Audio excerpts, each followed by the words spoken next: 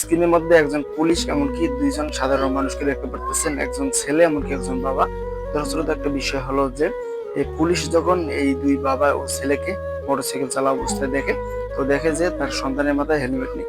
তো পরবর্তীতে তাকে জিজ্ঞেস করা হয় যে কি কারণে আপনার ছেলের মাথায় হেলমেট নেই। তো সে উত্তরে বলে যে আমরা শুধু বাজারে যাব সেজন্য মূলত হেলমেট নিয়ে আসিনি বা হেলমেট নাই আমাদের।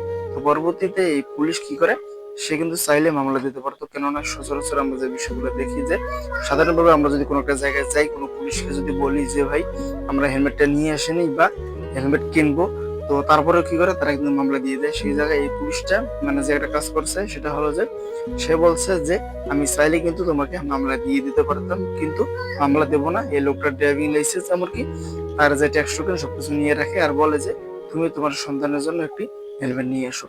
তো সে যখন হেলমেটটা কিনে নিয়ে এসে আসার পর আর কি তার যে কাগজপত্র তাকে সবকিছু বুঝিয়ে দেওয়া হয়।